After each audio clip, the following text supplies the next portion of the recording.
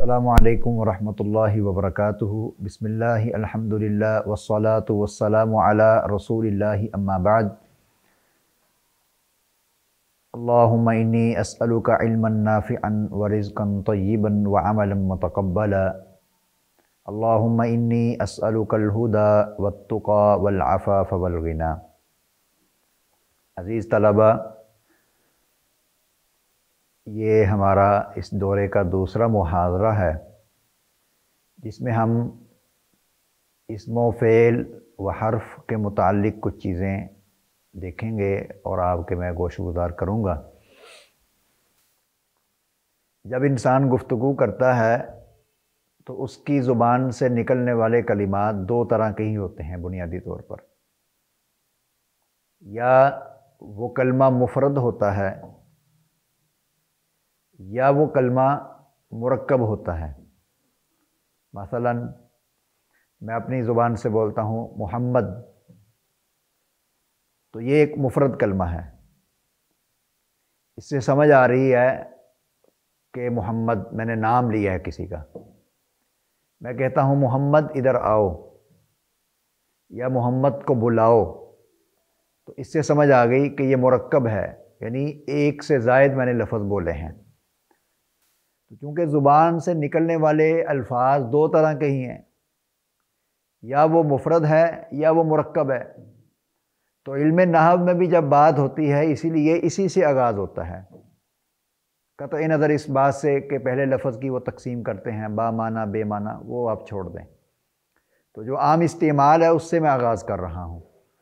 तो मुफ़रद और मुरक्कब, यही दो जो है ना वो इल्म नहव का मौजू है, जिसको हम कहते हैं मुफ़रद का दूसरा नाम कलिमा और कलाम। तो मुरक्कब की आगे फिर दो किस्में बन जाती हैं, मुरक्कब मुफीद और गैर मुफीद। तो मैंने जो आपके सामने बात रखनी है, मैंने कोई उसकी अकेली जुज़ई तफसील में नहीं जाना। जो कुछ चीज़ें उमूमन तलबा के इल्म में नहीं हैं वो मैं रखना चाहता हूँ। उम्मीद है कुछ कोई इल्म में हो भी, कि इसम की अलामात में हम पढ़ते हैं कि जो है इसम शुरू में अलिफ लाम हो, आखिर में तनवीन हो, मुज़ाफ हो, मुसग्गर हो, तस्निया हो, जमा हो, ठीक है, मंसूब हो, तो ये इसम की अलामात बताई जाती हैं। तो सवाल ये पैदा होता है कि इसम को पहचानने के लिए एक आध अलामत भी काफ़ी थी। मतलब शुरू में अलिफ लाम हो, आखिर में तनवीन हो, तो ये अलामत भी काफ़ी थी इसम के लिए। इतनी ये एक से ज़ायद मुतअद्दिद अलामात का मतलब क्या है? तो चूँकि जो अस्मा हैं, जो मुस्तअमल अस्मा हैं, कलिमात हैं, वो ख़ुद कई तरह के हैं, वो बनफ्स से नफीस मुतअद्दिद हैं, तो इसलिए उनकी अलामात भी मुतअद्दिद हैं। क्यों? क्योंकि एक अलामत ज़रूरी नहीं है कि वो हर तरह का इसम कबूल कर सके। मसलन शुरू में अलिफ लाम हो, अब ये अलामत क्या इसमें इशारा कबूल कर सकता है? हाज़ा। आखिर में तनवीन हो, ये अलामत अर्रजुल कबूल नहीं कर सकता।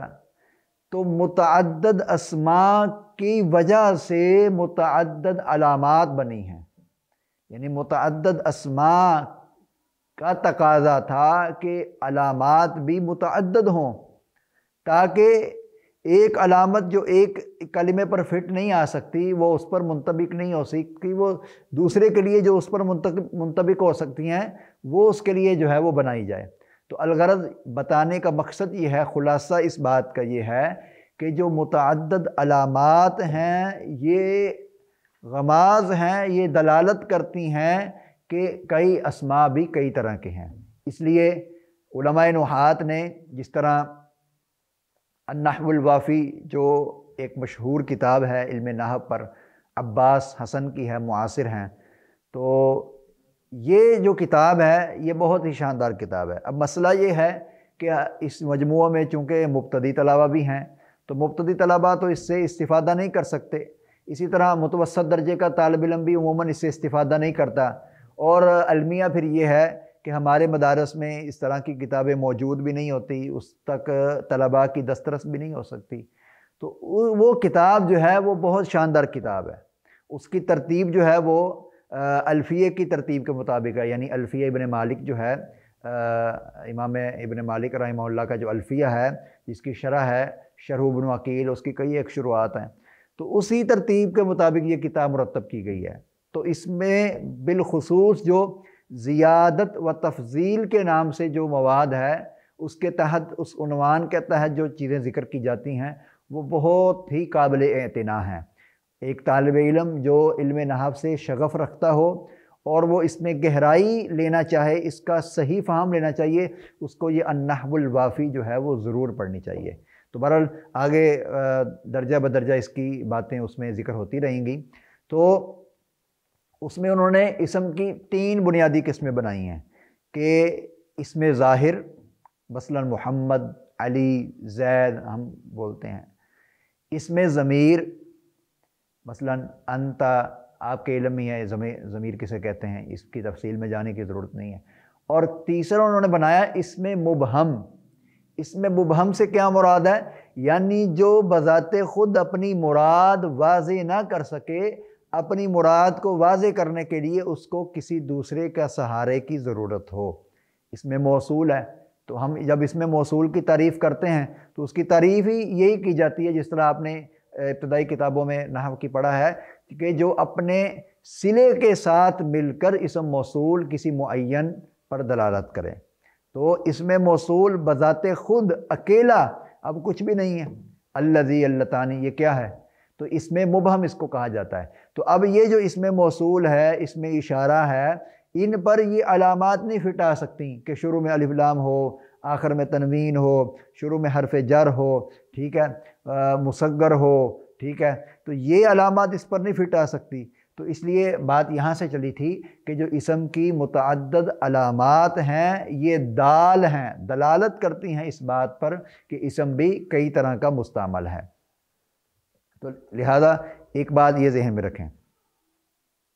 इसी तरह इसम की अलामात में से जो अलामतें आम और मारूफ़ हैं, जो मुतदाविल हैं, कई एक ऐसे कलिमात हैं, अगर हम उसमें इसम की अलामात जो है वो ढूंढना चाहें तो हमें वो आम जो अलामात किताबों में मज़कूर हैं वो उस पर कोई एक भी फिट नहीं आ सकती। कोई एक अलामत भी ऐसी नहीं है जो उस पर मुंतबिक हो सके। मसलन जा अल मुहसिनु, जा अल मुहसिनु, अब आपके इल्म में है, पीछे भी जब सबक की दोहराई के लिए वर्क़े सेंड किए जाते थे तो उसमें यह बात आई थी कि जो इसमें फ़ाइल या इसमें मफ़ऊल पर दाखिल होने वाला अलिफ लाम है, इसको कहते हैं मौसूल इस्मी। इसको क्या कहते हैं, मौसूल इस्मी। यानी ये अलिफ लाम मौसूल इस्मी है, ये हरफी नहीं है, ये इसम है। अब सवाल ये है कि ये अलिफ लाम जो मौसूल इस्मी है, इसमें इसम की कौन सी अलामत है?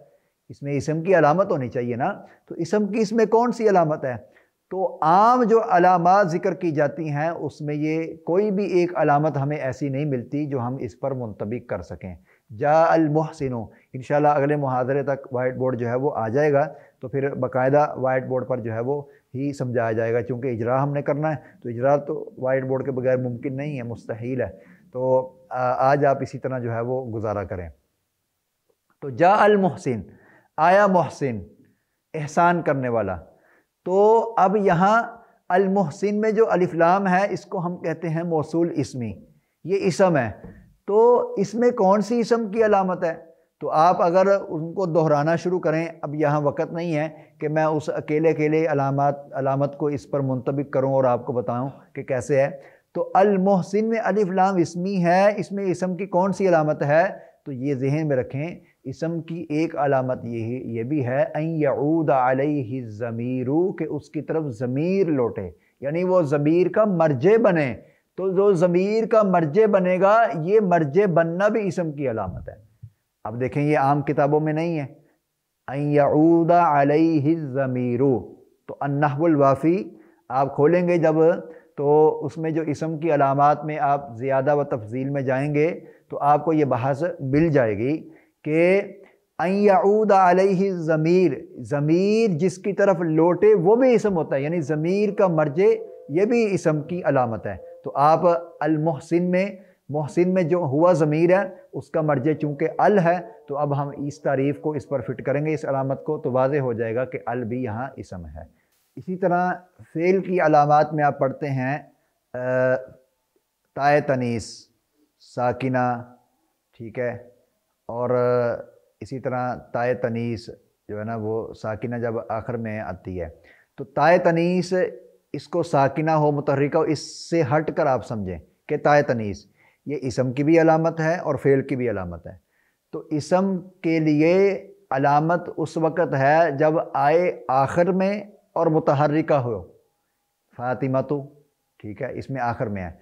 तो फ़ेल के लिए ये अलामत दो तरह से बनती है कि आगाज़ में होगी तो फ़ेल मुज़ारे की अलामत बन जाएगी, यानी होगी तो फ़ेल की अलामत, तो उस वक़्त ये मुतहरिका होगी।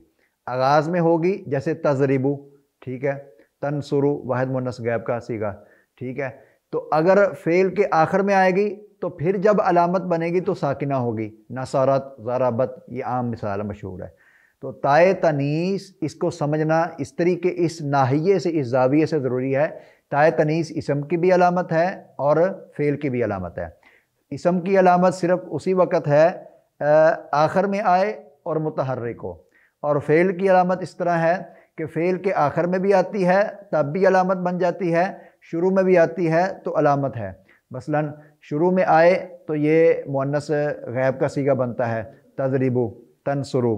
तो आखिर में आए तो फ़ेल माजी की होती है, लेकिन आखिर में आने के वक़्त ये साकिना होती है। जब शुरू में आती है तो ये मुतहर्रिका होती है। तो ये फ़ेल की अलामात में एक चीज़ ये थी। इसी तरह फ़ेल की अलामात में आपने पढ़ा है माजी में कि उसमें ताए तनीस आती है, तो लेकिन बाद ऐसे अफ़आल हैं जो इस अलामत को कबूल नहीं करते, तो उन पर यह अलामत कैसे मुंतबिक होगी। मसलन मा अकरमा हामिदन, जब फ़ेल तअज्जुब में हम आते हैं तो फ़ेल तअज्जुब में मा अकरमा हामिदन में, या इसी तरह जो बतौर इस्तिस्ना इस्तेमाल होते हैं खला, अदा वगैरह, उसमें तो ये अलामत नहीं आती। तो फिर वहाँ ये अलामत कैसे दुरुस्त सही साबित होगी जो हम अलामत बना रहे हैं कि फ़ेल की अलामत आखिर में ताए तनीस साकिना वगैरह।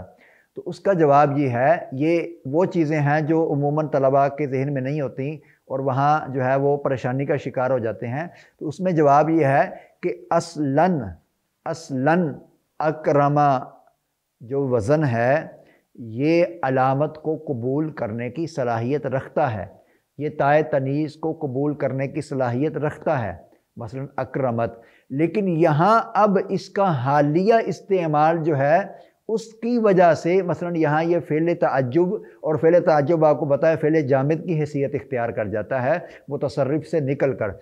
तो हम इसकी असल वजह को देखेंगे कि असल में ये अलामत कबूल करने की सलाहियत रखता है।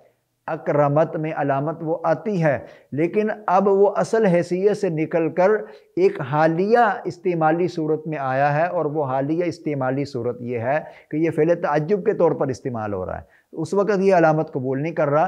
तो इस हालिया सूरत की वजह से हम इसको ये नहीं कह सकते ये फ़ेल माजी से निकल गया है वो फ़ेल माजी ही।